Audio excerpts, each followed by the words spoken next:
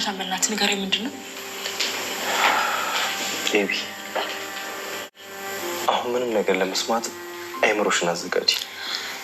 ናታን በእናትህ ምንድነው ንገረኝ። አባዬና እማዬ ከባድ ችግር ውስጥ ናቸው። እሱን አውቃለሁ። በምን ምክንያት እንደሆነ ግን አታውቂም። እሺ ምንድነው ንገረኝ። እማዬ ትልቅ ሚስጥር አውቃለች። ምን አይነት ሚስጥር? ስለ ሰላም። ስለ ሰላም ምን? የሰላም ልጅ አባት ማን እንደሆነ አውቃለች። ለዛ ነው እንደዚህ እየሆነች ያለችው እኮ። ታዲያ ስለ ሰላም ልጅ አባት ብታውቅ ምን ችግር አለው ታዲያ? ቤቢ የሰላም ልጅ አባት አባዬ ነው።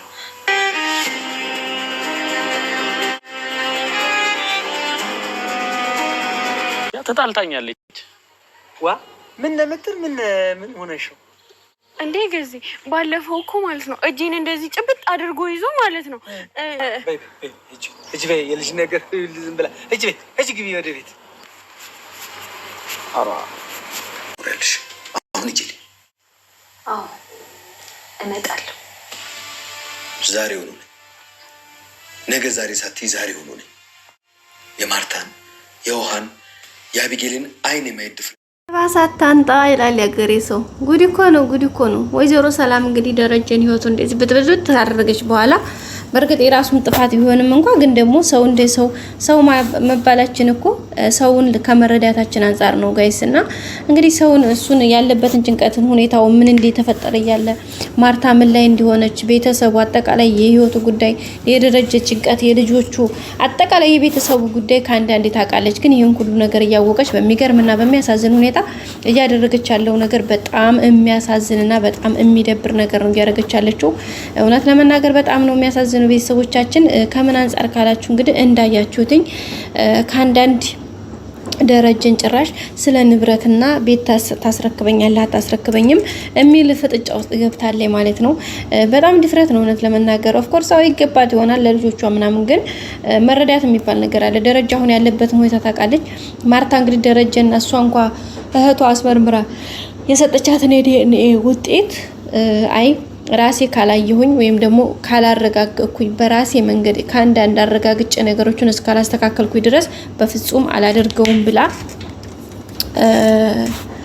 ራሷ ጋር ግብ ፈጥራ እንግዲህ እንደ አዲስ ምርመራ እያካሄደች ነው ያለችው።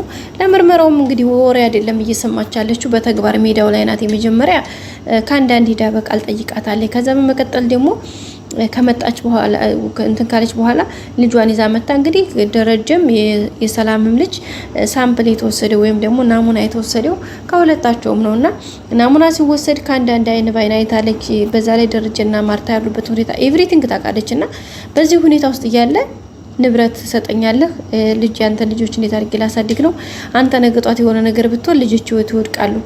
ይሄን ነገር እኮ እሱም እንዳባት ያሳስበዋል አይደል? ግን ደግሞ ጊዜ ያለው ለሁሉም ነገር ጋይስ፣ ወይ ደግሞ ማለት ትንሽ መታገስ ብትችል እንኳን ትበል። ኦፍ ኮርስ ይገባታል ካለ ንብረቱ። አዎ የልጆቹ ነው፣ እነዛ ልጆቹ ናቸው፣ እነዚህ ልጆቹ ናቸው። ግን አንደኛ በቤት ሰራተኛ ገብታ ይሄን ያክል በመጀመሪያ ላይ እንደ ሴት አው የደረሰባት ተጽዕኖ ትክክል ነው። ደረጃ የሚያደርገው ነገር ስህተት ነው። ግን ይሄንን ታይም ላይ ቢያንስ ትንሽ ረጋ ብላ ነገሮችን አስተካክላ ቢያንስ ይሄ ሁኔታ እስከሚያልፍ ድረስ እንኳን መታገስ ብትችል። በነገራችን ላይ ጋይስ አንዳንድ ሰው የወደቀን እንጨት ምሳር ይበዛበታል አይነት ነገር የሆነ ችግር ሲመጣባችሁ ሁሉም ሊረባረባችሁ ይፈልጋልና እስከዛሬ ምንም ብላ ማታውቀውን ቤት ይገባኛል ንብረት ይገባኛል አንዱን ቤት ፈርምልኝ ጭራሽ ቤት መርጣ የትኛውን ቤት ባክሽ ምናምን ሲላት እዚህ ቦታ ያለውን ቤት ባለፈ ነው ባለ ፕላስዋኑን እሱን ፈልገዋለሁ ስለዚህ አስገባልኝ በስም ያዙርልኝ አለበለዛ ደግሞ አንተ ታውቃለህ በቃ አፋጥጣለሁ ምናምን አይነት ዛቻ ነገር ነው እየተናገረች ያለችው። ልክ ናት እኮ የሁለት ልጅ እናት እስከሆነች ድረስ ያሰዳታል። በህግ ምን መሰረት እንትብትል አባትዮ በስሙ እንደዚህ ስላለው ለልጆቹ ለሷ ሳይሆን ደግሞ ለልጆቹ በስማቸው ሊያዞር ይችላል። ምክንያቱም እነዚህ ልጆቹ ከሌላ እናት እነዚህ ከሌላ እናት ስለሆነ በዛ ላይ ደግሞ ለዚህ ደግሞ ለልጆቹ እንኳን ለልጆቹ ለሌላም የሚተርፍ አባት ነው ደረጀ። ካንዳንድ ያስባል ለልጆቹ ምን ማድረግ እንዳለበት እንዴት ማድረግ እንዳለበት ሁኔታዎች እንዴት መሆን እንዳለባቸው ሁሌም ይሄ አእምሮ ጥያቄው ነው። የራሱ ያወጣል ያወርዳል ያስባል ሁሌምና ግን እሷ ይሄን ነገር በቃ ማለት እኔ እንጃ እንዴት እንዳሰበችው አላቅም። እያረገች ያለችው ነገርና እየተናገረች ያለችው ነገር በጣም ይዘገንን ቃላት ነው። ግን ያው ደረጀም እንግዲህ እንክት ብሎ ነው የሳቀው። ቢሸግረው ነው እውነት እንጂ እንግዲህ በቃ እንደው ምን የሄደችበትን መንገድ ያሰበችውን ሀሳብ ሲያስበው በቃ በጣም ነው የሳቀው። እሷ ራሱ ከሄደች በኋላ ብቻውን እየሳቀ ነበረ። ሁኔታውም ያስቃል፣ እውነት ለመናገር ማለት ያስቃል ሳይሆን ጀስት ይሆናል አይደለ? እያረሩ መሳቅ እያነቡ እስክስታ የሚባል ነገር አለ። በቃ አለ አይደለ? ውስጣችሁ እየተናደደ እየተቃጠላችሁ ስቃችሁ የምታላልፉት ነገር የለም አንዳንድ ነገሮች እና በቃ እሱ ነው ያለውና በጣም ነው የሚያሳዝነው ማለት ነው ጋይስ። ግን ብቻ እግዚአብሔር ይመስገን ስለ ሁሉም ነገር። እንግዲህ ደረጀም ሱቁ አሳልፎታል ዛሬ። ቀጣዩ ምን ሊሆን ይችላል እሱን አብረን ነው የሚሆነው። ሌላው አብጌል ደረጀ እንግዲህ ዛሬ የሰላም የልጁ አባት ደረጀ እንደሆነ ሰምታለች። ናታን ይሄንን ለመናገር ብዙ ጊዜ ወስዶበት ነበረ። ግን ደረጀ ተናገር በቃ ንገራት፣ ምክንያቱም የሷን ፊት እኔ ማየት አልፈልግም፣ አንተ ንገራትና እንዲሆነች ትሆን በማለት ወይም ደግሞ ማርታ ፊት ያን ነገር ከምታውቅ ቀድማ ማወቅ እንዳለባት ደረጀ ስለተናገረ ያው እንግዲህ ኤቢ ሰምታለች። ያው እንዳትሰማ ብዙ ተሞክሮ ነበረ፣ ግን ግዴታ ነው። ለምን ቅድሚያውን እሷ ብትሰማ ይሻለኛል ብሎ ደረጀ እንግዲህ ስላለ ያው አለውድ በግድ ሰምታለች ማለት ነው። ቤተሰቦቻችን ያው ከባድ ነው እውነት ለመናገር ሁኔታው ነገር ይሹ ትንሽ ይከብዳል። ግን ያም ሆነ ይህ ዞሮ እግዚአብሔር ይመስገን ተስተካክሏል ወይም ደግሞ ሆኗል ማለት ነው። በጣም ደስ ይላል። እግዚአብሔር የተመሰገነ ይሁን።